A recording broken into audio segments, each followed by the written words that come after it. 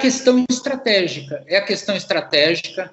é o envolvimento com as equipes comerciais, o envolvimento com a força de vendas das empresas, né? E isso me trouxe um olhar muito privilegiado. Por quê? Eu tenho hoje a felicidade de me relacionar com empresas de todos os tamanhos que vocês puderem imaginar, de todos os segmentos, ao mesmo tempo em que eu tenho clientes que são muito pequenos e estão iniciando um processo de expansão de negócios, e eles contratam a minha consultoria para encontrar um posicionamento estratégico correto, para apresentarem suas marcas de uma forma convincente, com uma boa promessa.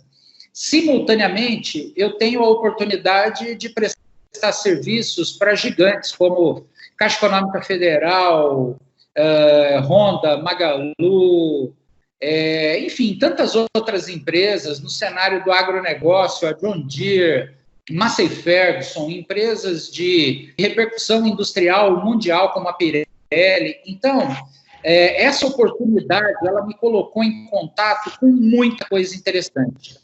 E é gozado, né? Normalmente as pessoas acham que o consultor é um ensinador, ele é aquele cara que chega com a solução. E eu posso dizer para vocês categoricamente que o meu papel é de aprendedor. Eu aprendo primeiro. Eu não consigo trabalhar para um cliente sem aprender o negócio dele. Quando eu mando uma proposta, Vorley, acontece um negócio muito engraçado. Eu falo, eu vou ficar 60 dias aprendendo o teu negócio. Eu vou ouvir os seus colaboradores, eu vou ouvir os seus clientes em segmentações diferentes, clientes fidelizados, eu vou ouvir clientes eventuais, eu vou ouvir ex-clientes, eu vou fazer pesquisa.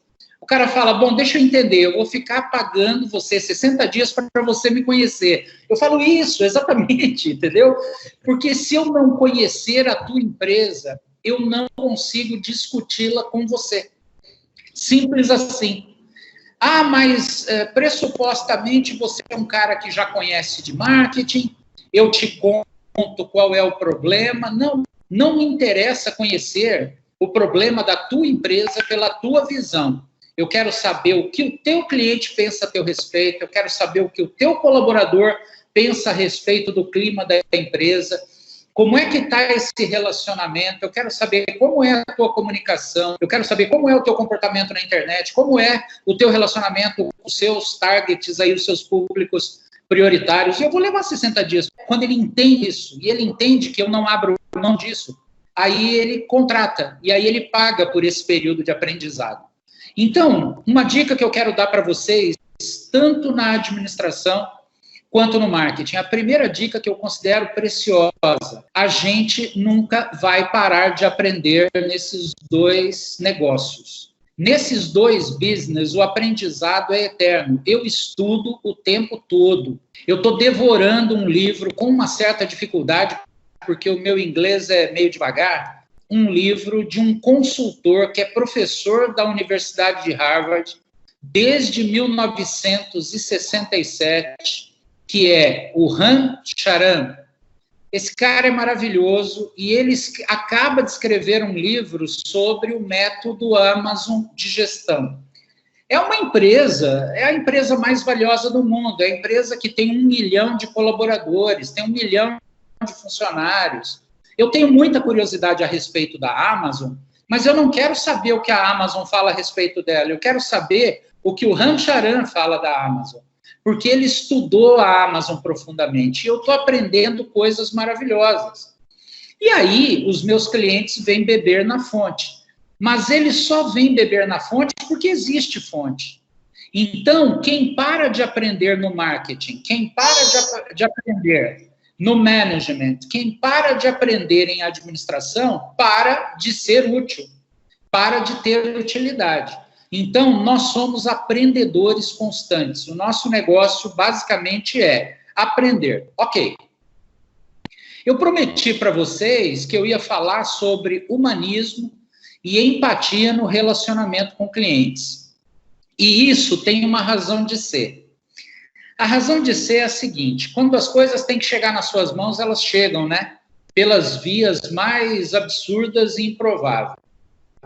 Eu tenho um amigo arquiteto, é um cara brilhante, é um cara muito bem sucedido, e a gente é amigo porque nós temos um grupo, e esse grupo se encontra uma quinta-feira por mês, maridos e esposas, e a gente se encontra para tomar vinho, bater papo, dar risada e jantar num restaurante legal aqui de São José do Rio Preto. É um encontro mensal. Um dia eu estou aqui em casa e me ligam da portaria à noite. Olha, seu Pedro, deixaram aqui para o senhor um livro. E eu fui lá na portaria, desci, um livro muito bem embalado, com uma dedicatória super carinhosa desse meu amigo arquiteto. Ele disse o seguinte: eu li esse livro e pensei em você. O nome desse livro é Homo Deus, H-O-M-O, Homo Deus, de um escritor israelense chamado Yuval Noah Harari. O Harari esteve no Brasil, né? Ele é escritor de best-sellers, ele nasceu em 1976, é um cara jovem, e o grande best-seller dele é Sapiens, Uma Breve História da Humanidade, que já foi publicado em 35 países. E eu falei, putz, assim, como estava numa fila de leitura, eu li as 3 primeiras páginas, né? E quando eu li as 3 primeiras páginas, eu joguei a lista de leitura para lá e eu não consegui mais parar de ler esse livro. Então, eu vou começar esse meu bate-papo com vocês contando os principais insights desse livro, porque eles são fundamentais para a gente compreender o mundo de hoje. O Harari, ele diz o seguinte: nos últimos 70 mil anos, nós, todos aqui que estamos participando desse bate-papo, nós somos Homo sapiens. Nós tivemos as nossas vidas influenciadas por alguns imperativos importantes. Quais foram esses imperativos? O primeiro imperativo foi peste. O mundo tinha pandemias muito mais graves do que as atuais e elas matavam milhões de pessoas, mesmo porque a gente não tinha a ciência e a medicina que tem hoje. Então, a princípio, não tinha esse negócio da Covid agressiva, porém seletiva, né? Porque não está assim destruindo as pessoas nas ruas, é muito significativo, é muito importante, é trágico, mas não é, por exemplo, como uma peste que assolava o mundo, né? Se você imaginar, há 300, 400 anos, era um negócio devastador. O segundo imperativo era a fome. As pessoas passavam fome, de fato, as pessoas passavam fome na Europa, as pessoas passavam fome até nos Estados americanos. O mundo era precário, o mundo não tinha indústrias, o mundo era de uma precariedade absurda. Então, para comer, tinha que caçar, tinha que plantar, era uma vida rural, era uma vida difícil. E o terceiro imperativo era a guerra. Então, o mundo, ele viveu sob 3 imperativos: peste, fome e guerra. Aí chegou o século XVIII. Com o século XVIII, começou a Revolução Científica, que não é a tecnológica. Esquece, tecnologia é outra história. Começa uma Revolução Científica, e aí esses imperativos, eles começam a mudar de fisionomia, e uma nova agenda começa a tomar conta do mundo. Então, a vida dos Homo sapiens, do século XVIII para cá, passou a ser influenciada por outros imperativos bem mais interessantes, e eles cada vez mais se intensificam. Então, vamos lá. O primeiro, o homem busca ser imortal. Houve uma correção de doenças muito significativa, as coisas começaram a contribuir para a longevidade. Pessoal, esse negócio da longevidade é tão sério que os cientistas dizem que o homem que vai viver 150 anos já nasceu. Porque a mais velha morreu com 122 no Japão. Então, eles afirmam categoricamente que o homem que vai viver 150 anos já nasceu. E a gente já começa a falar aqui ou ali sobre imortalidade. Então, já se começa a falar do homem imortal do homem que encontra a imortalidade. Então, o homem busca ser imortal. Segundo atributo importante, o homem convive mal com frustrações e ele passa a buscar a felicidade ininterrupta. Ele quer viver uma vida de pico alto, lá em cima. Ele não aceita o baixo, ele não aceita a frustração. Então, assim, além de querermos ser imortais, nós queremos ser felizes 100% do tempo, o que é uma utopia dos infernos, porque é impossível ser feliz 100% do tempo. A vida se dá em ciclos, nós somos dos altos e baixos. Aliás, é o seguinte, quando você ensina o seu filho a viver no pico alto da curva, lá nas alturas da felicidade, esse cara, ele vai ser um infeliz. Porque quando ele sair de casa, o que vai acontecer quando ele sair de casa? Ele não vai saber lidar com o não, ele não vai saber lidar com frustrações. Então, você precisa submeter o seu filho ao não, à frustração, ao lado baixo da curva, a não dar tudo que ele quer. E vocês sabem, eu ouço muito de pais, eu vou dar para ele tudo que eu não tive. São uns malucos, eu vou dar para ele tudo que eu não tive. Eu não tive jatinho, eu não tive mansão na beira da praia, como é que eu vou dar para ele tudo que eu não tive? Mas é uma segunda utopia muito considerável e ela está nesse livro. E a terceira, muito importante, né, é aquilo que o autor chama de deidade, o conjunto de forças que se materializam na divindade, no Deus. Então é o seguinte, o que ele diz? Antes eu pedia, meu Deus, quero viver muito. Agora eu uso a ciência para esticar a minha vida. Eu estou meio que ocupando o lugar de Deus. Antes, eu pedia felicidade para Deus. Eu falava, meu Deus, me dá felicidade, por favor, me faça uma pessoa feliz. E hoje eu construo, ou tento construir uma vida distante das frustrações. Eu quero apagar o lado baixo da curva. Eu quero desaparecer com as coisas negativas. Então, outra vez, eu ocupo o lugar de Deus e tento substituir Deus. Aí ele disse o seguinte, que, na visão dele, a deidade tem levado o homem a deixar de ser homo sapiens para ser homo deus. Daí o título do livro. É uma geração de homo deus. Foi assim que ele construiu, ele teve a sacada do título do livro. Só que tem o seguinte, olha que interessante. Percebam que a gente estava muito poderoso no controle das nossas maquininhas tecnológicas. A gente estava se sentindo o máximo. Nossa, ao toque de um dedo falo com o Japão. Eu faço o que eu quero. Eu ligo todos os aparelhos da minha casa antes de chegar lá. Eu aciono o chuveiro, eu ligo a água quente, o aquecedor. Eu estava me sentindo o sujeito mais poderoso do mundo, homo deus, quando a morte veio para o centro da sala. Qual é a importância da Covid?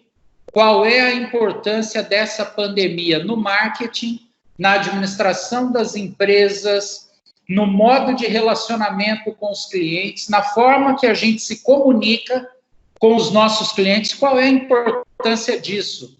Sabe quem vai te responder? Ninguém, não é o Furquim, não é ninguém, porque ainda não se sabe. A única coisa que se sabe é que o mundo mudou para sempre. O mundo mudou para sempre. A gente estava lá se sentindo o máximo quando, de repente, nós começamos de novo a ter que conviver com aqueles que conviviam superficialmente, porque teve uma hora que não deu para ficar olhando para a tela do celular. Eu tive que voltar a olhar para o olho da minha esposa, eu tive que voltar a conversar, a gente fica junto o dia inteiro, a gente teve que falar sobre a vida, a gente teve que mexer em algumas zonas de conflito.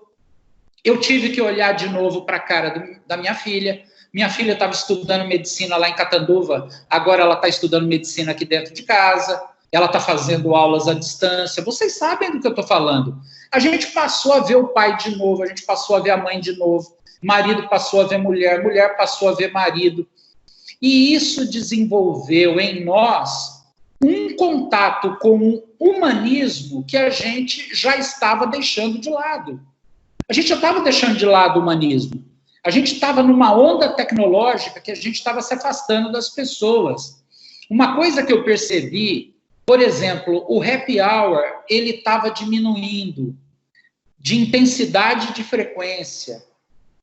As pessoas indo para dentro das suas casas, formando grupos, mas não mais a gente saindo para se encontrar. Vorley, vamos nos encontrar lá no Chopão, chama a Regina, eu vou com a Etel, juntar um time, colocar uma roupa. Não, a gente começou a ir para dentro da casa, porque a gente ficava mais perto do smartphone, mais perto do computador.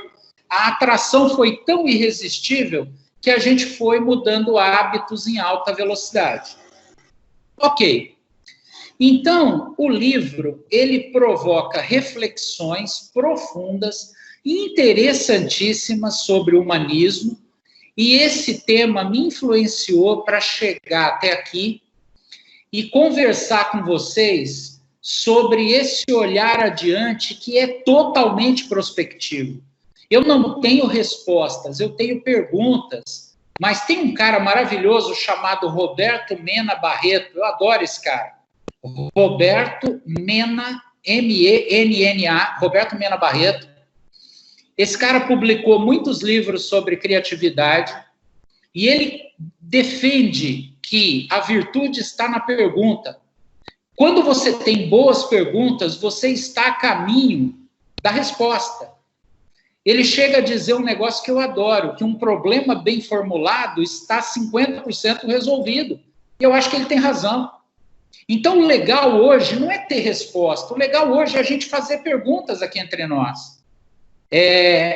O Vorley é professor, a Clícia é professora. Eles têm o tempo todo o compromisso da resposta. Mas esse é o momento em que a gente vai precisar muito mais ajudar os alunos a fazer perguntas. Porque a maioria das respostas hoje, elas estão ali no canal do chute. Ninguém tem certeza de absolutamente nada, né? Então, é por isso que está havendo esse questionamento, essa pausa, essa fase para pensar, para estudar, né?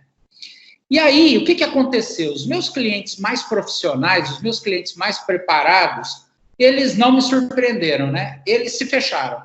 Cada um na sua casa. Rapidamente, todo mundo foi para o Zoom, para o Teams, para todas as ferramentas disponíveis.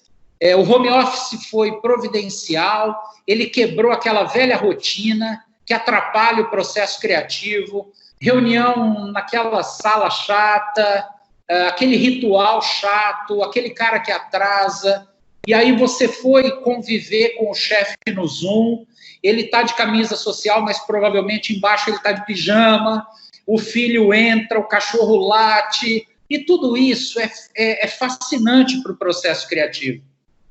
É fascinante. A nossa cabeça, ela não precisa de estrutura, ela precisa de diversidade. A minha vida mudou completamente. Por exemplo, o Vorley se lembra que eu tive uma passagem pelas indústrias Bertin. Então, eu pensava só Bertin, eu pensava só produtos Bertin. E eu tive uma fase Magalu como executivo. Eu pensava só Magalu, eu só vi os problemas do Magalu. E o que acontece? Aquilo é chato, aquilo é chato. O legal é hoje que eu lido com leite, alumínio composto, moto, esfirra, espetinho. O legal é hoje, por quê? Porque a diversidade nos torna mais criativos. A diversidade faz com que a gente vire um liquidificador de ideias. Você está convivendo com muita coisa diferente. Hoje mesmo eu estava lidando com óculos. Amanhã eu vou lidar com aditivo de diesel. Então, é uma baita de uma loucura, mas essa loucura é extremamente agradável e positiva e boa para a cabeça. E aí, o que eu quero dizer, categoricamente. Primeiro, se você tem uma empresa, seja ela pequena, média ou grande, uma lanchonete com um funcionário que é você ou um ajudante, ou se você é gestor de alguma coisa, ou se você lidera qualquer processo empresarial, ou se você espertamente, já como aluno de marketing, começa a dar suas cacetadas em consultoria, parabéns, porque comece mesmo, é trabalhando que a gente aprende, e não está pensando em reposicionar estrategicamente um negócio, você está em grupo de risco. Ah, não, quando tudo voltar, será igual. Não será igual, não será igual. Olha, eu vou contar uma história para vocês. Eu tenho um amigo aqui em São José do Rio Preto, ele é dono de um restaurante, ele é a segunda geração. O restaurante tem 62 anos. É um dos bacalhaus mais conhecidos do interior do estado de São Paulo e chama Bambina. O cara fechou o restaurante, está atendendo com 20% do cardápio, só os pratos clássicos, por delivery, e abriu uma padaria no fundo, onde era a entrada dos funcionários. Ele estava fazendo um curso sobre fermentação de pães artesanais e ele abriu uma padaria no fundo. Ele já me falou que a padaria é um negócio mais interessante porque são pães caros, tá? Pães caros. Tipo, um pão brioche, R$35. E tem fila. E ele divulga a fornada na quinta-feira, no sábado falta pão. Tá? Olha que interessante. Só que ele fala o seguinte, o que ele fala? Cara, eu não sei se eu quero mais mesa, cadeira, garçom, lavar toalha, servir, ficar entre um cliente que quer explorar o garçom pelos 10% e um garçom que quer me explorar porque ganha pouco. A briga é grande. Eu prefiro entrar no meu forno, colocar o meu pãozinho, fazer 200 pães, porque isso está me dando uma rentabilidade de tanto. Ou seja, as coisas estão mudando. E elas estão mudando muito rapidamente por conta das novas experiências. Não é que esse cara não vai poder abrir o restaurante, ele vai poder abrir o restaurante de novo. O problema é que talvez ele não queira.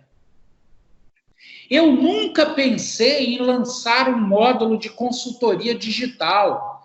Na minha cabeça, consultoria tinha que ser presencial, eu tinha que viajar, eu tinha que sentar na frente do cara em Fortaleza, eu tinha que sentir o cheiro da loja dele.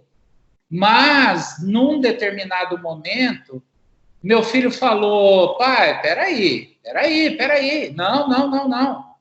Tem um monte de consultoria digital sendo lançada e você tem background, você tem história. Lança a nossa consultoria digital, já abriu uma conta no RD Station, já mandou ver numa landing page, já criou, já lançamos e já temos 3 clientes, Vorley, de forma absolutamente inesperada. 3 clientes desconhecidos, não foi por indicação, os caras viram posts, entraram lá, preencheram, que eu nunca acreditei que isso poderia acontecer, e eles contrataram diagnóstico e plano de ação para o reposicionamento estratégico da empresa deles. Então, eu estou aprendendo a viver de novo, mas é aquela história. E se daqui a pouco eu vejo que esse negócio é muito mais interessante do que pegar um avião às 5 horas da manhã em São José do Rio Preto, para marcar uma reunião às 10 horas em Porto Alegre, almoçar com o cliente, pegar um avião, ir para São Paulo, pegar um outro avião para Recife. Não, eu não sei se eu quero mais isso. Porque tá gostoso ficar em casa. Tá gostoso, cara. É muito complicado isso. Então, tá havendo uma mudança em todas as casas, em todas as famílias, né? E aí, na origem disso tudo, tem uma palavra maravilhosa que é desconforto. Desconforto leva à mudança, né? Então, assim, esses dias eu estava lendo uma frase do Peter Drucker que eu amo, não vou esconder de vocês, né? É o pai do management, é o pai de todos nós, do marketing, do management, é o pai dos dois cursos com os quais eu estou conversando aqui. É um cara fabuloso. E ele disse a seguinte frase, olha só, escreveu a seguinte frase: como gestor, você é pago para se sentir desconfortável. Se você está se sentindo confortável, é sinal de que você está cuidando de coisas irrelevantes. Então, imagina num momento em que a humanidade nos joga no desconforto. Desconforto. Pô, você acha que eu não gostava do meu escritório? Eu moro a 70 metros do meu escritório. Meu escritório fica num prédio, a sala é pequena, mas é um conjunto comercial charmoso, que tem um café delicioso embaixo, onde eu vagabundava, onde eu tirava férias psicológicas. Então, assim, eu trabalhava meia hora, enchia o saco dos meninos, cansava o pessoal, descia para tomar um café e ficava 1 hora tomando café. Numa conversa bacana, daqui a pouco eu vou... Acabou. O que isso impactou nos meus hábitos, nos meus costumes, na minha vida? Agora imagine o seguinte, multiplique isso por milhões de pessoas que foram jogadas no desconforto de uma hora para outra. Pessoas que foram jogadas no desconforto e, naturalmente, nós somos, como humanos criativos, a gente busca conforto de novo. Só que aí a gente está encontrando novos caminhos e isso vai impactar muito os nossos hábitos de consumo, os serviços que a gente contrata. A NET, ela está sim de dar risada. A Vivo deve estar sim de dar risada de vender Vivo Fibra. A internet da minha casa era um lixo. Eu tive que comprar um pacote que me proporcionava situações melhores para poder compartilhar, porque eu estou aqui com vocês e minha filha está assistindo aula no quarto. Então, agora eu preciso de uma internet melhor em casa. Supermercado que aprendeu a vender por delivery, tá sim, os caras estão vendendo horrores, porque ficando mais em casa, eu não vou a restaurante, eu como em casa. Voltei a cozinhar, voltei a fazer coisas aqui, eu e minha mulher vamos para a cozinha. Por quê? Para trazer felicidade para o final de semana, coisas que eu não estava fazendo mais com muita regularidade, churrasco, voltei a fazer. Então, quer dizer, o consumo do supermercado, ele se transformou. E aí, as coisas estão todas viradas de cabeça para baixo. Então, assim, vamos ter em mente o seguinte, essa pandemia, ela varreu velhas práticas, ela já matou muitas empresas que ainda não se deram conta, ao mesmo tempo em que ela já abriu oportunidades fantásticas, mas ela também abriu riscos, abriu buracos imensos, né? Antes da pandemia, o mundo já vinha mudando e a mudança não era pequena. Vou dar um exemplo para vocês. Tem uma feira que acontece todo ano em Nova York, que é a NRF. É a maior feira de varejo do mundo. Ali são lançadas todas as novidades. Ali as novidades são antecipadas, especialmente as novas experiências de consumo que estão ancoradas nessa revolução tecnológica. Então, vou dar um exemplo para vocês. O que aconteceu na NRF 2020? Uma novidade fabulosa para comprar roupas. Como é que funciona? Você vai na loja e você não fica andando pela loja. Você vai direto no provador. Aí o provador, ele faz uma holografia de você, exata. Você só entra na frente do espelho e dá uma volta. Esse espelho, ele tira suas medidas com perfeição. Aí você clica em calças e aí você vai vendo os modelos, tudo no espelho. Aí gostei dessa. Quando você clica, a máquina coloca a calça em você, na holografia. E você dá uma volta ali na tua frente. Você, holográfico, dá uma volta na tua frente. Espera aí, deixa eu jogar uma camiseta da Lacoste, certo? Aí eu jogo a camiseta para ver se combinou com a calça. Ah, gostei. Quando eu gosto, eu simplesmente clico ao lado desse modelo e eu mando uma mensagem para o estoquista, que está separando tudo que eu estou gostando. Quando eu termino esse processo, as roupas já começaram a chegar no provador. Ali eu provo, ali eu valido a compra, tudo no espelho. Não uso celular, não uso nada, eu faço tudo no espelho. E daí eu saio dali e eu já passei o meu cartão. Eu já paguei e já vou embora. Novidade da NRF desse ano. Então, isso é uma mudança fabulosa. Imaginem vocês a hora que a gente conseguir fazer a holografia aqui. O que é que vai acontecer? Eu vou ligar o celular ali, vou dar uma voltinha na frente do celular, ou do meu notebook, ou de qualquer gadget, qualquer equipamento que eu tenha, e eu vou comprar roupas à distância. Isso muda o mundo? Radicalmente. Radicalmente. A partir do momento em que isso se tornar amigável, muitos varejistas que hoje são gigantescos, eles não vão quebrar, mas eles vão migrar para esse modelo de negócio com muita facilidade. Não é isso? Esses dias, há mais ou menos, antes da pandemia, mais ou menos uns 7 meses, esses meses atrás, minha filha chegou e falou: pai, você me leva no Iguatemi? Porque eu comprei um presente para o Alex e eu preciso pegar lá. Tá, vamos. O Alex é o namorado, né? Aí eu fui com ela no Iguatemi e cheguei lá, onde que é? É no Magalu. Magalu? É. Aí ela foi no Magalu, se apresentou e retirou um barbeador. Ela tinha comprado um barbeador para o namorado e vamos embora. Falei: Júlia, como assim? Como é que foi esse processo? Ela falou: não, eu comprei no site e como eu estava com pressa, eu estou retirando na loja. Ou seja, é omnichannel. Omnichannel. A empresa se comunica com você pela diversidade de canais. Ela tem vários canais e você se relaciona com esses canais. Ela entra na tua vida. Você compra pelo celular, você compra pessoalmente, você compra por um parceiro, porque agora tem o parceiro Magalu, aquele cara que me oferece a TV que ele vende.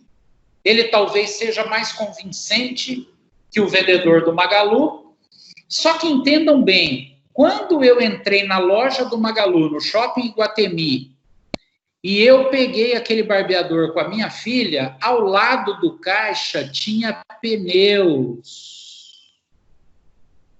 Peraí, pneu no Magazine Luiza, no meu querido, velho e conhecido Magazine Luiza. Simples de tudo, Magalu virou a nossa Amazon. Já tinha virado, está virando cada vez mais. Então, olha que coisa interessante. Um nome tradicional do varejo, que era pequeno, era terceiro, quarto, quinto lugar, uma redezinha que começou em Franca. Se ficasse o tempo todo tentando ser Casas Bahia, não seria Magalu. Por quê? Porque Casas Bahia ficou para trás. Então, como eu conheço a intimidade da casa, eu vi a Luiz Helena pegar o Fred, mandar o Fred para Londres, depois para Nova York. O Fred foi se preparar. O foco do Fred sempre foi tecnologia e hoje o Fred concebeu um dos maiores marketplaces do Brasil, que tende a ser omnichannel e nos atender pelos mais variados canais. Por que eu estou dizendo isso para vocês? Porque essa mudança já se processava. E o que o Covid fez, pessoal? O que o Covid trouxe para a nossa vida? Aceleração. O Covid acelerou. Ele fez o mundo ir para o digital numa corrida de 100 metros rasos em 8 segundos. Ele fez todo mundo correr para o digital. A minha sogra mora comigo. Eu sou uma boa alma. E nunca chegou perto de um aplicativo de banco. Agora aprendeu a comprar tudo pela internet, aprendeu a ver o saldo, aprender. Pessoal, é a revolução, é a revolução. O Covid acelerou. O Covid acelerou. O Covid jogou no desconforto e o Covid nos acelerou. Esses dias eu dei um passeio aí pela internet e vi a Paola Carosella, né? A famosa Paola Carosella do MasterChef, anunciando um prato e pedindo desculpas. Olha, eu sei que eu não vou conseguir te entregar com esse empratamento na tua casa, mas olha essa embalagem, que show! Defendendo a qualidade da embalagem mais do que a comida, que a gente sabe que é maravilhosa. Então, o Covid, ele mudou a Paola Carosella.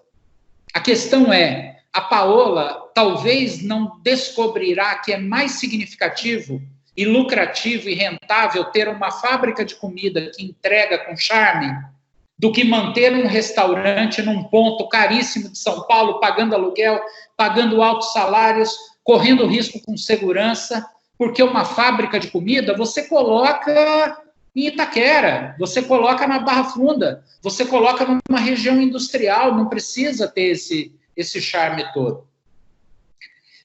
Vejam, o mundo virou de cabeça para baixo. E é por isso que se fala tanto em novo normal. Essa expressão, ela já irrita algumas pessoas. Ah, que saco, novo normal. Só que ela tem um fundo de verdade. Ela tem um fundo de verdade impressionante. É novo normal de fato. O normal não será mais o mesmo. Vou dar um outro exemplo que eu acho muito interessante, muito relevante.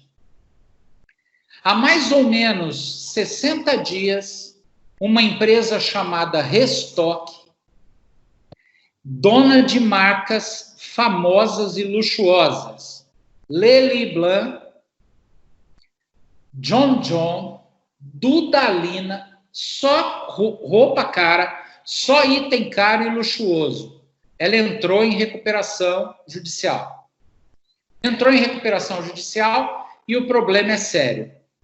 Aí você fala assim, mas já vinha endividada, talvez, e a Covid... Não, é o seguinte, muito rapidamente, bem assessorada como ela deve ser, ela descobriu que as pessoas estão entrando num novo momento em que elas fazem algumas perguntas fundamentais que impactam o consumo. Será que eu preciso mesmo de tudo que eu compro? Vorley, eu não sabia que eu tinha tanta bermuda. Camiseta, na quantidade que você tem, coisas que você doa sem usar. Cara, ninguém é rico para consumir do jeito que a gente consome. Só que o consumo, ele virou uma reparação de buracos emocionais. As pessoas compram para não ter que ir para o psicólogo, entendeu? Olha, eu estou me sentindo tão mal, vou para o shopping. Tá? Então, é aquela história. Será que eu não tenho o suficiente por muito tempo? Como agora eu tenho menos dinheiro, não é melhor que eu aprenda a comprar de uma forma mais inteligente? Ou seja, antes, algumas pessoas filosofavam de leve, menos é mais. Agora eu tenho certeza que menos é mais. Tenho certeza que menos é mais. Eu tenho certeza que eu não preciso disso tudo. E aí? E nós que somos do marketing? E nós que somos da administração de empresas? Se a empresa não está olhando para isso, ela está em zona de risco. Se ela não está olhando para cada produto, imaginando se esse produto tem adequação no mundo pós-Covid, se ela não está repensando as suas práticas... Furquim, você está falando de gigante. Pô, não estou falando de gigante. Eu estou falando de empresas de todos os tamanhos. Eu estou falando de empresas pequenas, médias e grandes. Eu estou falando de micronegócios a macronegócios. O que vocês acham que aconteceram com os bancões que têm agências? Eles estão em pânico porque as contas digitais são eficientes. A digitalização do povo afasta o povo da fila, do banco, da senha, Que pegar senha? Eu nunca soube que o Nubank tem uma agência na vida e é o melhor cartão de crédito que eu tive na minha vida. É o melhor cartão de débito que eu tive na minha vida. E agora me mandaram uma proposta para conta jurídica, não tem tarifa. Que você, cliente de bancão, coisa nenhuma. Eu quero ser feliz, eu quero evitar estresse, senha, porcariada. Pessoal, quem não está pensando nisso, quem não está olhando para essa movimentação que está acontecendo no mundo, pode quebrar a cara de forma assustadora. Então, assim, algumas tendências importantes. Loja física passa a ser ponto de distribuição. Ela vende pela internet e também entrega. Ela é um hub de distribuição. A loja física, ela é um ponto de entrega de produto. Você vai comprar pela internet para retirar na loja física. Ah, mas é legal ir no shopping lá na Centauro experimentar um tênis. Ok, eu vou ver o tênis, eu vou ver o preço do tênis, eu vou procurar a melhor oferta de tênis, eu vou comprar pela internet e vou retirar no ponto físico. Porque eu não quero esperar. Porque se eu puder esperar, eu quero que o correio traga aqui em casa. Porém, se a loja quiser continuar aberta, ela não pode ser aquele ponto atendedor. Ela tem que ser um ponto de relacionamento presencial de boa qualidade. Ela tem que ser mais interessante, ela tem que ser mais agradável, ela tem que ser mais gostosa. Eu tenho que ter uma experiência bacana lá dentro.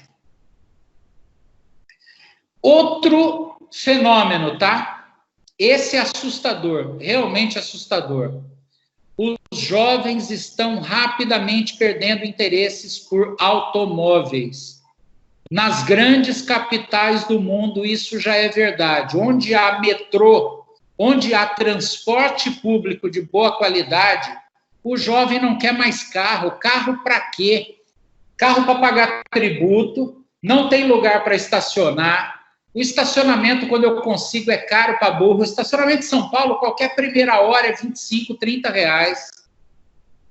Quando eu quero um carro, eu passo o cartão na Movida, na Localiza, e eu pego um belíssimo carro para viajar com a minha namorada, se eu quiser viajar de carro. Então, eu tenho carteira de habilitação, mas eu não quero carro. E agora começa a existir a empresa que vende o pay-per-use, a hora. Eu pego o carro aqui e entrego ali. Em São Paulo já tem. Em São Paulo já tem. Eu pego o carro em Guarulhos e entrego em Santo André. Eu pego o carro em Santo André e entrego no Morumbi. Eu uso o carro do jeito que eu quero e a hora que eu preciso. Imagine a hora que isso for uma rede, né? Imagina o que vai acontecer. Outra coisa que vai ser grande negócio a partir de agora, delivery, entrega. A importância da entrega foi multiplicada várias vezes. Eu não posso comprar em 2 cliques e esperar 10 dias para receber. Então, a entrega vai ser agilizada e o Magalu já começou a falar que é o mais rápido do mercado. Eu entrego mais rápido. Nos Estados Unidos, a Amazon entrega muita coisa no mesmo dia, no dia da compra. Tão fantástica é a logística que eles montaram.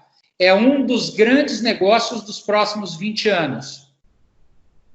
Outro negócio que vai crescer assustadoramente.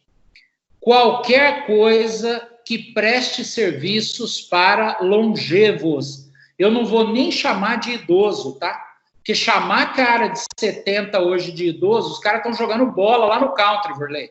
Os caras de 70 estão jogando bola, estão batendo um bolão lá no country, você sabe disso. E os longevos, eles vão existir em grande quantidade. A caricatura do velhinho dá lugar a de um consumidor master que agora é tecnológico.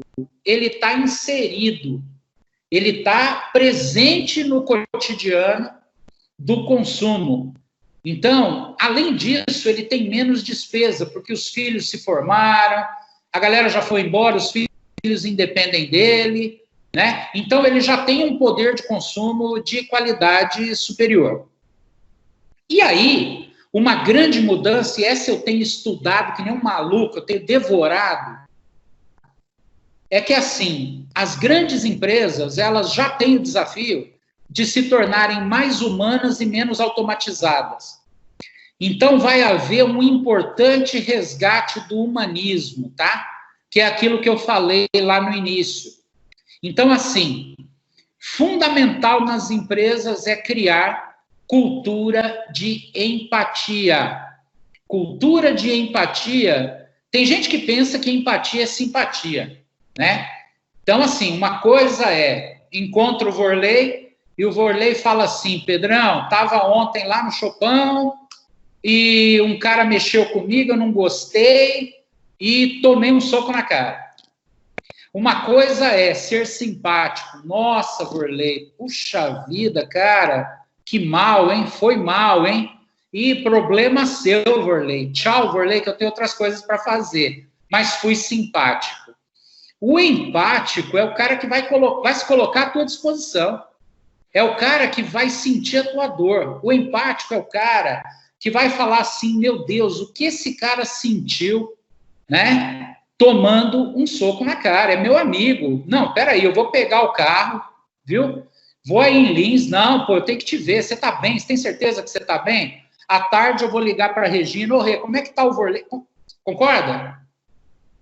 O empático é outro cara, o empático é o cuidadoso, mas ele tem a capacidade de sentir o sentimento do outro. E as empresas, elas começam esse movimento da empatia. Então, a primeira decisão que eu tomei, técnica, é a seguinte: eu não treino mais para a venda. Eu não vou treinar mais para a venda. Eu comuniquei isso aos meus clientes. Tem muita gente dizendo, quero ver quando eu te esfregar a proposta na cara. Eu falei, não, é que você não está entendendo. Eu vou treinar para a empatia, porque a empatia vai vender muito mais do que as técnicas de venda convencionais. Eu vou treinar o teu funcionário para ser empático, que é muito diferente. Eu vou contar uma história de empatia para vocês que me emocionou muito esses dias, tá? Tem uma empresa que vocês podem procurar na internet chamada Encanto Telecom. Encanto Telecom. Ela é muito curiosa, tá? Essa empresa vai crescer. Imagine a seguinte situação. Eles fizeram um processo seletivo para contratar 2 jovens. 2 para cargos iniciantes, tá? Começou o processo com 10 pessoas, afunilou em 2, e sem que os candidatos soubessem, os 2 finalistas, eles gostaram tanto dos 2 que resolveram contratar os 2, mas não falaram nada para ninguém.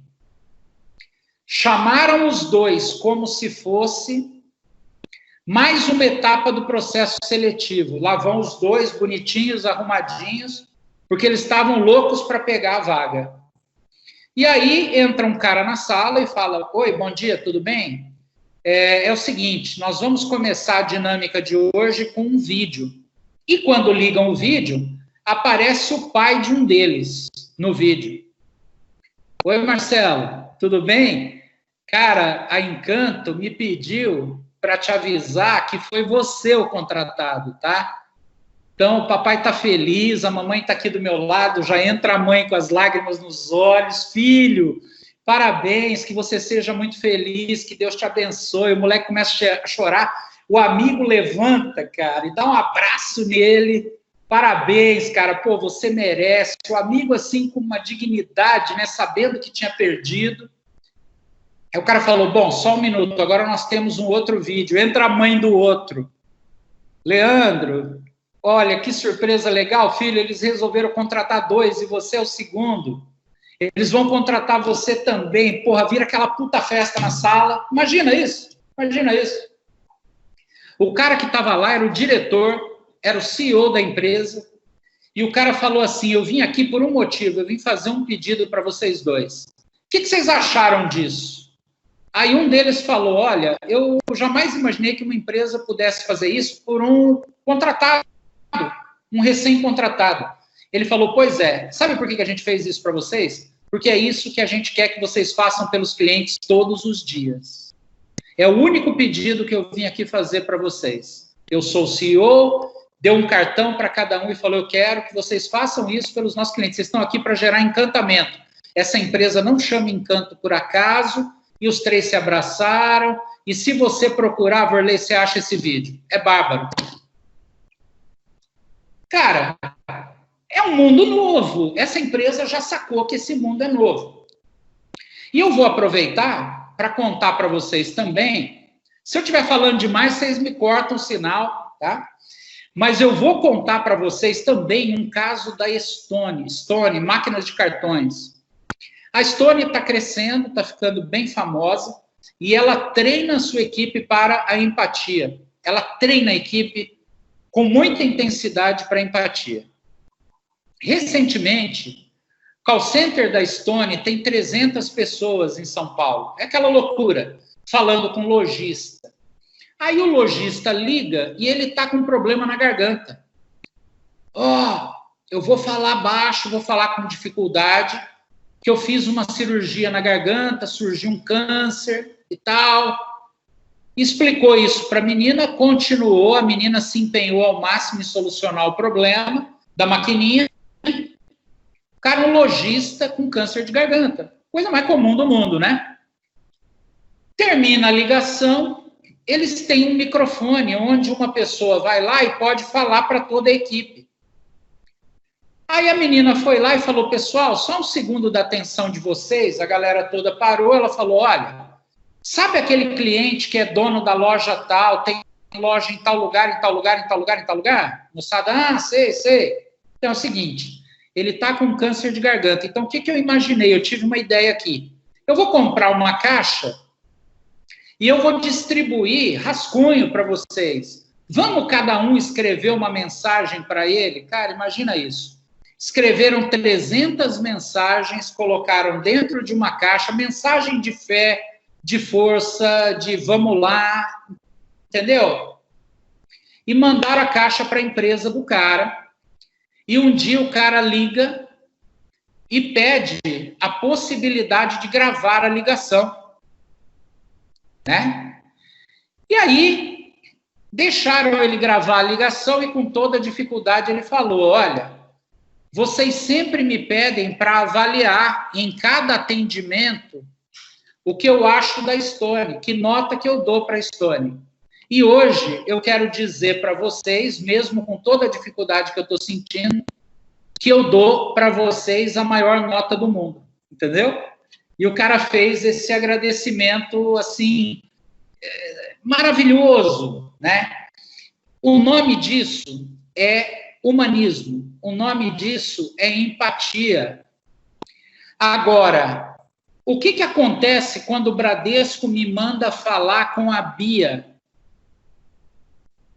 O que acontece quando uma empresa me coloca em contato e aí eu acho que a Lu do Magalu é um erro, porém eles não usam muito a Lu no contato e sim na divulgação?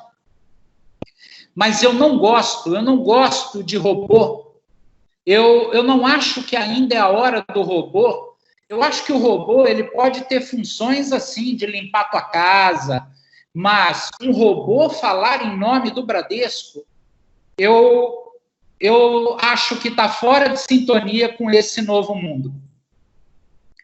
Completamente, no meu entendimento, está fora de sintonia com esse novo mundo, né? Então, pessoal, é o seguinte, olha, tenham certeza de que, algumas coisas que eu vou dizer para vocês, haverá uma modernização fantástica nas práticas de marketing, vai deixar de existir o marketing digital? De jeito nenhum. Vai continuar essa loucura de eu falar aqui em casa que eu estou querendo um suporte para levantar o meu computador e daqui a pouco eu tenho 50 ofertas de suporte vinda de tudo quanto é lado. Isso é bacana, isso é maravilhoso. Só que tem o seguinte, por trás de cada empresa deverá existir gente, de preferência gente empática. Isso passa a ter uma importância que não tinha no marketing até bem pouco tempo. Por isso eu tenho falado tanto de humanismo, eu tenho falado tanto desse movimento que explica o Harari, por isso eu tenho falado tanto de empatia, e aí eu tive uma surpresa muito grande, né? Esses dias, eu descobri que business empathy já é um grande negócio nos Estados Unidos, no Reino Unido, já tem consultoria chamada Business Empathy, especialista em empatia, e já existem rankings das empresas mais empáticas do mundo, das empresas que conseguem ser mais empáticas. Eu me apaixonei por essa literatura, eu estou devorando tudo que eu consigo a respeito de empatia, a respeito do relacionamento carinhoso, acolhedor que a empresa pode estabelecer e deve estabelecer com clientes, né? E eu pretendo trazer muitas novidades aí nesse cenário. Eu pretendo trabalhar muito com isso, eu pretendo me dedicar muito a isso a partir de agora, né? Então, assim, na essência, eu quis mostrar para vocês que haverá uma grande revolução e ela só começou, né? Onde vai dar, a gente não sabe, mas lembrem-se, vamos fazer as perguntas agora. Se tem uma coisa que eu adoraria agora, é estar numa faculdade de marketing, entendeu? Para discutir esse momento, não para ficar consumindo matéria, Vorley, do século passado, mas para a gente discutir a riqueza desse momento, para colocar todas as experiências de consumo e de relacionamento de empresas com vocês à disposição de todos. Pensar um novo mundo, repensar esse mundo, entendeu? Então é isso, pessoal. Esse é o recado que eu queria dar para vocês. E eu quero bater papo aqui. Eu espero que vocês tenham algumas perguntas. Eu espero que eu possa contribuir de alguma forma. Eles que estão se dedicando a um horizonte da administração e do marketing, que são assuntos fantásticos, tá? E eu estou muito grato, Vorley, especialmente a você, um cara que eu gosto muito, que eu admiro muito, um bom amigo. Eu estou muito grato por essa oportunidade que você me dá de conversar com os teus alunos, de conhecer a Clícia, de bater um papo bem rápido, mas saiba que eu respeito muito a Fundação, eu tenho um respeito profundo pela Fundação e eu quero vê-los cada vez mais brilhando. Pô, Pedrão, obrigado. Fantástico o que você passou para a gente. Eu tenho certeza que os alunos amaram tudo que você disse. Nós aprendemos demais com tudo que você falou. Eu sempre briguei muito com essa questão do encanto, e é o que você comentou, né? Algumas pessoas parece que não enxergam que essa história de você ser atendido por uma máquina, aperte 1 para falar com o 2, aperte o 3 para falar com o 4, isso não existe mais. Portanto, cada vez mais as empresas estão valorizando as pessoas, mas valorizando as pessoas que souberem ser empáticas, como você comentou agora, né? Antes buscava-se muito essa questão da agilidade ou da rapidez a partir da tecnologia, da frieza tecnológica, sem o aperto de mão, sem o olhar nos olhos, sem a lágrima que você fez escorrer dos meus olhos, contando as duas histórias que você contou. Eu só espero que essa moçada que está aí agora, de fato, tenha algumas perguntas. Eu tenho uma da Aline, que eu vou passar para você, mas eu gostaria que outros também pensassem em tudo isso que foi falado hoje. Eu vou fazer a pergunta que a Aline fez. Por favor. A Aline está perguntando o seguinte: em sua visão, essa migração para o virtual proporcionou maior competitividade entre pequenas, médias e grandes empresas? Se bem aproveitadas, você diria que as oportunidades que surgem hoje serão benéficas para as pequenas empresas locais? Em resumo, ela está perguntando o seguinte: estaríamos vivenciando uma regionalização do consumo? Com certeza, olha, primeiro, inteligentíssima essa pergunta, né? E eu vou, é tão legal essa pergunta que eu vou exemplificar. Quanto mais as pequenas e médias aprenderem a lidar com tecnologia, mais rápido elas vão se beneficiar do lado humano da tecnologia, né?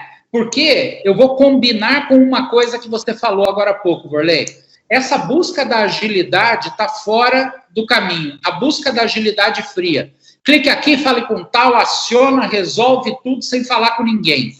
Empresa que não coloca telefone em site. Empresa que não tem sequer chat. Essa é uma. Agora, é o seguinte. A regionalização do consumo, vamos falar disso. A menos de 300 metros da minha casa tem uma casa de carnes que me atende pelo vídeo do WhatsApp, porque pelo áudio eu não consigo explicar o tamanho do bife. Eu quero o bife assim, eu quero o bife fino, eu não quero, é bife do dia a dia, eu não quero um bife de picanha de 2 dedos, eu quero... Então, chama Senhor Filé, Eles me atendem pelo WhatsApp vídeo. Eles entregam do jeito que eu quero. Eles mimam. Vou dar um exemplo, tá? Minha filha foi estudar em Catanduva, ok.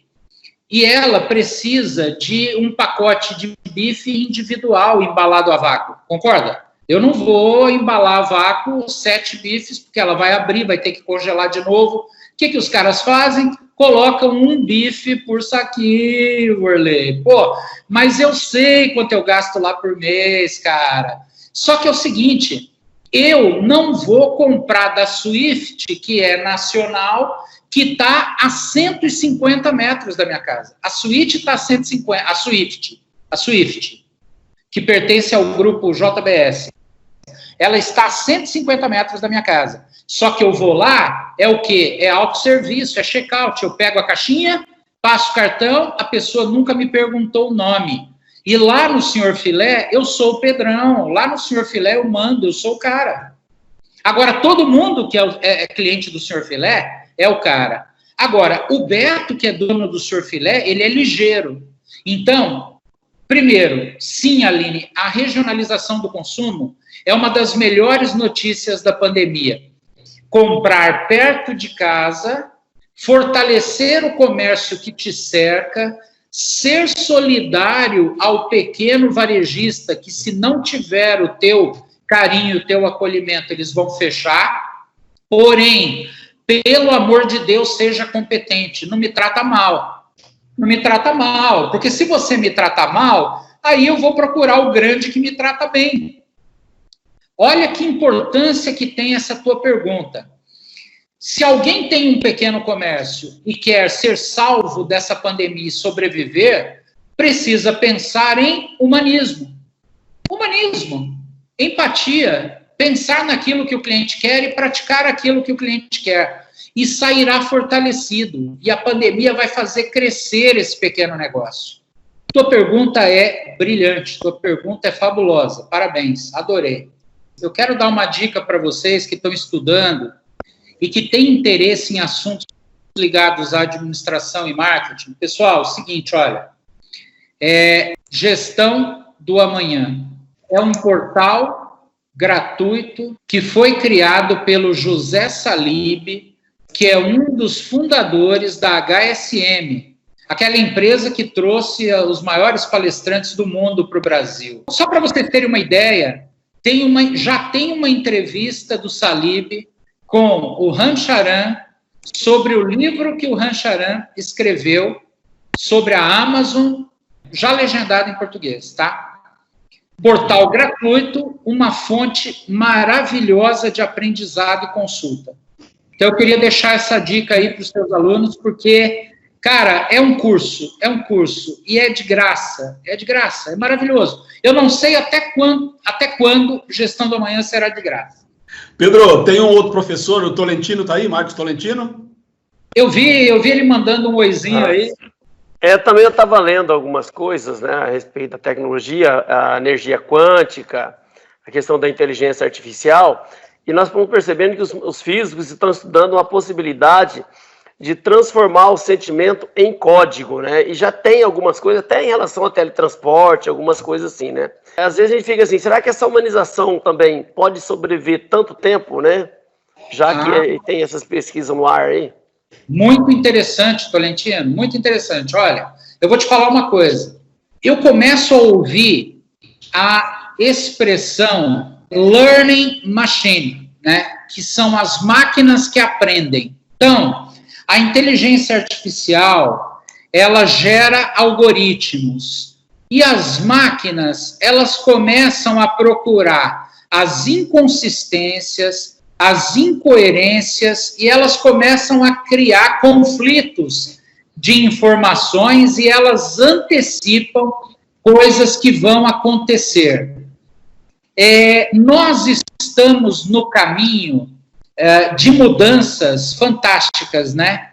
A própria tecnologia é aceleradora da tecnologia. Então, eu não tenho a mínima noção do que o meu filho vai ver. Porém, por mais que as máquinas consigam produzir verdadeiros milagres, cada vez mais isso será para benefício dos humanos. O próprio Harari, que escreveu esse livro, O Homo Deus, ele costuma dizer um negócio muito interessante. Ele fala que, antigamente, as pessoas menos favorecidas, elas cruzavam os braços e elas complicavam a vida dos ricos porque elas paravam as indústrias. Futuramente, elas não conseguirão mais complicar a vida dos muito favorecidos, dos ricos, porque a tecnologia resolverá quase todos os seus problemas. Então, haverá uma irrelevância por falta de domínio tecnológico. Então, a gente não pode se afastar da tecnologia. O ideal, obviamente, é que a gente use a tecnologia para o bem da humanidade e para nosso bom uso, né? Assim como a tecnologia está sendo utilizada agora para acelerar a criação da vacina. Então, que o uso da tecnologia seja cada vez mais positivo, ok? Pedro, tem uma pergunta aqui da Thalita. Como eu posso trazer essa empatia para uma empresa de grande porte por conta de muitos clientes? Olha que interessante. A Amazon, eu não vou te falar quantos milhões de clientes ela tem 1 milhão de funcionários. Ela tem uma frase que eu acho linda. A cultura do primeiro dia para sempre. Tudo que você aprendeu no primeiro dia, que aqui nessa empresa, apesar de você trabalhar numa operação logística ou dirigindo um caminhão, a gente ganha para pensar em tornar a vida do cliente melhor, mais barata, mais econômica, mais interessante, mais agradável. Isso é ser empático.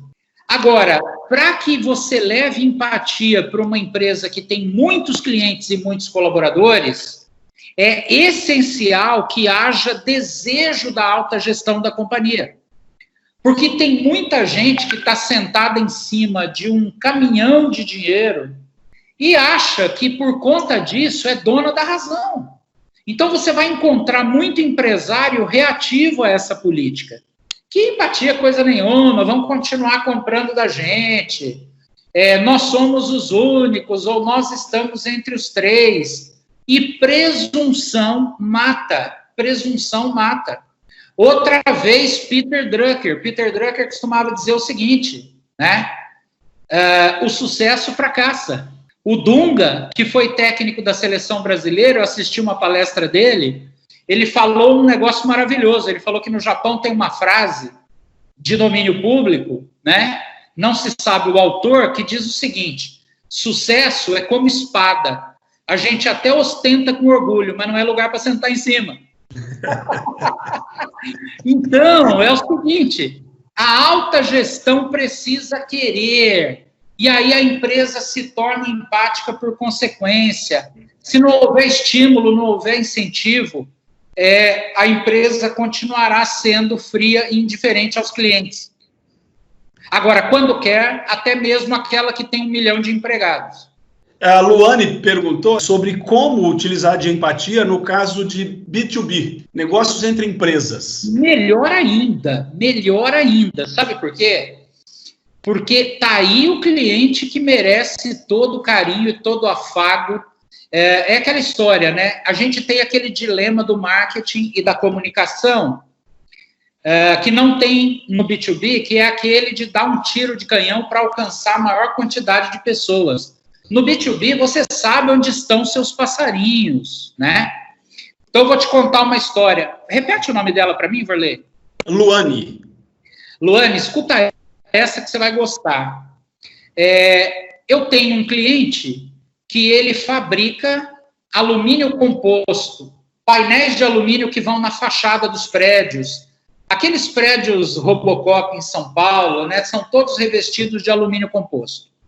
E esse cara, ele tem grandes fornecedores de tinta, fornecedores de bobina, e ele fornece para grandes corporações.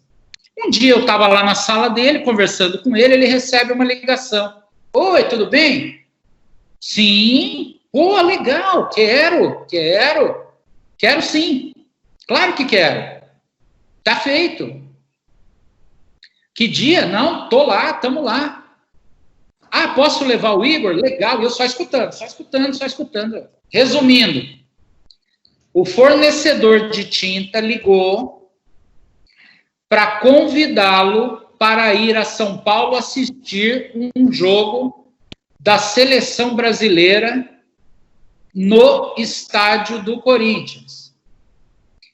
Do portão para dentro é tudo por nossa conta. Você só vai se apresentar e dali para frente você vai conhecer o mais bem estruturado camarote de estádio de futebol do Brasil. Nós vamos estar ali te esperando com o restaurante japonês Santori, com não sei o que, um serviço maravilhoso. Vamos assistir todos ao jogo da seleção e depois nós temos acesso à área onde os jogadores vão passar B2B. Não pagaram passagem de avião nem para ele nem para o filho, não pagaram o hotel. Do estádio para dentro, era tudo por conta da empresa, a maior mordomia que você puder imaginar. Você acha que ele ficou feliz? Muito. Feliz, fidelizado, apaixonado, conheceu o presidente da empresa que veio dos Estados Unidos especialmente para participar desse evento. B2B. Uma ação de relacionamento. Provavelmente ele jamais compraria esse ingresso, mesmo tendo dinheiro, porque exige toda uma logística, mas ali ele se sentiu acolhido numa casa de amigos e foi recebido como rei com mais 30 clientes. Valorizado. E provavelmente isso custou muito menos do que um comercial no Jornal Nacional, certo, Varley? Exatamente isso, viu? A Luane está te agradecendo, parabéns pelo seu nível de sabedoria e simpatia. Que é isso, imagina. Eu estou adorando as perguntas, nível alto, cara, nível alto, muito legal. Bom, Pedro, alguém mais tem alguma pergunta? Clícia? Não, eu só quero agradecer, porque assim, eu estou me deliciando com toda essa riqueza de informações de uma forma tão gostosa, né? Essa conversa tão deliciosa realmente, viu, Pedro? Assim, veio enriquecer a nossa noite, o nosso curso, e de uma forma tão bacana, sabe? É difícil quando você pega alguém para falar sobre um assunto que a pessoa usa muitos termos técnicos e palavras difíceis, e os nossos alunos, eles são simples, né? São alunos que estão ali ainda fazendo alguns ensino médio e trabalham e estudam, pessoas que se esforçam, que têm buscado uma nova oportunidade no mercado de trabalho, e você vem com essa conversa tão deliciosa, uma linguagem tão simples e que com certeza alcançou o coração de cada um, principalmente o nosso, como professores. Olha, muitíssimo obrigada e seja sempre muito bem-vindo aqui na nossa ETEC, viu? Olha, e assim, ó, eu quero dizer uma coisa para os seus alunos, tá? E te agradecer essas palavras, porque você lembra quando você falou, você vai mostrar slides? Eu vi que você até estranhou. Eu acho que o valor é o bate-papo, né, Clícia? Isso que é gostoso. Eu me sinto muito feliz de estar aqui conversando com vocês e não tentando dar uma de, sabe, de sábio, conhecedor, técnico. Não, vamos falar fácil. Vamos conversar fácil, o mundo está precisando disso. Isso. O mundo está precisando de fluência, né? Exato. E o que eu quero dizer para os seus alunos é que eu sou um linense que nasceu em família humilde. A minha mãe trabalhou de empregada doméstica. O meu pai, depois de muito tempo, conseguiu um emprego de baixo coturno, de baixa qualificação, na Caixa Econômica Federal. Ele não era concursado, ele era um porteiro que virou balconista, né? Eu trabalhei numa empresa de Lins, que foi o Grupo Garavello, que me deu uma grande oportunidade. O Grupo Garavello já me possibilitou uma série de coisas e me permitiu ir para São Paulo, onde eu continuei estudando. De São Paulo, fui morar em Ribeirão Preto e hoje moro em São José do Rio Preto, bem pertinho de vocês. Eu conheço pelo menos uns 30 países, eu já tive a oportunidade de conhecer boa parte do mundo graças ao meu trabalho e não ao meu dinheiro. Eu fui para a Itália junto com a Pirelli, eu fui junto com a Borrachas Vipal do Rio Grande do Sul, eu fui para a Holanda, eu já fui várias vezes para os Estados Unidos com clientes, e eu sou um menino de Lins exatamente igual aos seus alunos, que tem uma coisa, paixão. Eu tenho paixão. Eu sou estudioso, eu amo ler, eu sou bem informado, eu adoro informação, eu adoro Twitter, eu adoro Instagram, eu adoro Facebook, eu adoro livro. Eu gosto de conversar, eu gosto de aprender, eu adoro fazer um curso, eu invisto no meu aprendizado, eu não paro de estudar, não paro de aprender. É meu único diferencial competitivo. O resto é lenda, entendeu? O resto é assim, eu gosto tanto que eu acabo contagiando. Então, o cliente gosta de ficar perto de mim. Verdade. Que delícia, nossa, realmente. Mas muito obrigada mesmo, Pedro. E assim, a ETEC de Lins também se coloca à sua disposição. O que você precisar de nós, a nossa escola sempre vai estar de portas abertas. Quem sabe uma oportunidade de você vir presencialmente aí. Seria uma honra, né? Seria uma honra. Quando voltarmos ao novo normal. É verdade. E jantar no Chopin. Com certeza, o Vorley paga. Com certeza, o Vorley é meu embaixador. O Vorley é o cara, ele paga. Pessoal, olha, muito obrigado, tá? Eu estou muito feliz, estou realmente muito, muito feliz de ter participado desse bate-papo com vocês. Estou sempre às ordens. Contem comigo, tá? Sempre que eu puder ser útil, contem comigo, tá bom? Eu penso que, a partir dessa tua visão, nós temos que começar a repensar o currículo escolar. Não é formar mais o técnico, né? Mas é o humano, é formar a pessoa para ser empática, né? Eu acho que é bem isso que a gente precisa. É uma das competências socioemocionais, né? Tanto batalhadas. O cara pode ser um técnico fabuloso, ele pode ser um MBA, ele pode ter graduação nas melhores universidades do mundo. Se ele colocar em risco o bom relacionamento que eu tenho com os meus clientes, se eu perceber uma centelha, uma fagulha, ele não tem chance comigo. Eu troco um humano por um técnico. Eu prefiro trabalhar com um humano de qualificação inferior do que trabalhar com um técnico que coloque a reputação da minha empresa em risco junto a um cliente. Eu trago isso comigo. A minha empresa agora, dia 3 de agosto, ela completa 25 anos. A minha empresa de consultoria. Bodas de prata. Bodas de prata, com muita alegria e com muito orgulho. Grande prazer estar com vocês. Obrigado por tudo. Eu agradeço pela sua participação e passo para a Clícia, que é a coordenadora do curso de marketing, para que ela faça o encerramento. Um grande abraço, meu amigo. Obrigado, Borley. Felicidade. Sucesso, um abraço para a Regina. Mais uma vez, em nome da ETEC de Lins, do curso de Marketing e Administração, muitíssimo obrigada, viu? Que Deus abençoe sua vida, prospere seu caminho, que tudo que você colocar as mãos, você seja aí tremendamente abençoado e tenha muito sucesso, viu, Pedro? Muitíssimo obrigada. Felicidade para vocês e um abraço para todos, tá? Abraço, tchau, Até tchau. a próxima, se Deus quiser. Tchau, tchau.